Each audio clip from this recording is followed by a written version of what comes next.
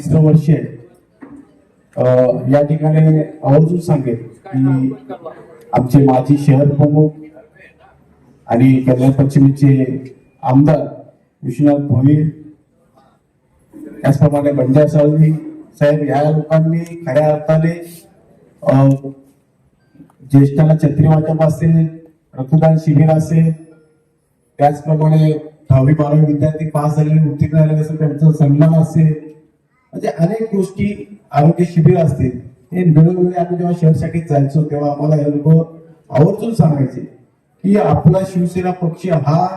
कोणत्याच निवडणुकीला समोरे जाऊन काम करत नाही, तर आपण फक्त आणि फक्त संघटनात्मक निष्ठेने लोकांची सेवा करायची, अशा सूचना आम्हाला प्रत्येक वेळी आमचे विश्वनाथ दादा भोईर असतील, इतर सर्व आमचे वरिष्ठ पदाधिकारी आम्हाला देत असतील. मला वाटतं की आपण प्रत्येक वर्षी वेगवेगळ्या प्रकारचे सजावट करतो, त्याचप्रमाणे मूर्ती आपण वेगवेगळ्या प्रकारच्या गणेश मूर्ती आपण आणतो आणि तसे आपण बक्षीस वितरण करतो. मला असे आठवते विश्वनाथ दादा, मी जेव्हा लहान होतो 1997-98 ची गोष्ट आहे, रात्रीचा टाइम होता, 8:30-9चा वेळ होती आणि मी असं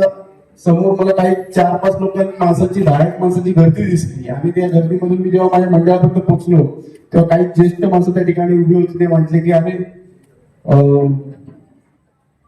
आनंद दिघे साहेब येऊन गेले. म्हणजे आनंद दिघे साहेब त्यावेळेस कल्याणपर्यंत यायचे मंडळांचं निरीक्षण करायला, त्यांची सजावट बघायला.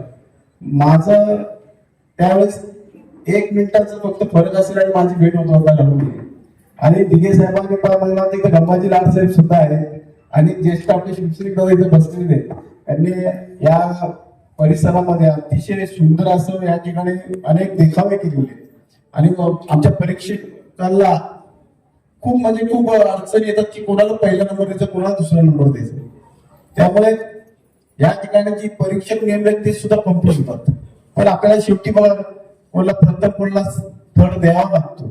कारण की त्याच्यामुळे आपण इतर लोकांच्यामधून प्रेरणा मिळते, आदर्श मिळतो. आज आम्ही दादा काही लोकांना सन्मान केला,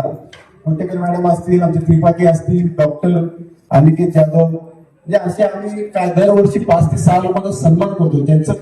या शहरामध्ये या गावागावामध्ये ज्याचं योगदान आहे अशा लोकांचा आम्ही सन्मान करतो, जेणेकरून येणाऱ्या यांच्यापासून लोकांना आदर्श मिळाला पाहिजे. हा कार्यक्रम फक्त गणेश उत्सवापुरती नाही तर समाजामध्ये घटक जे आहेत त्यांना प्रोत्साहन देण्यासाठी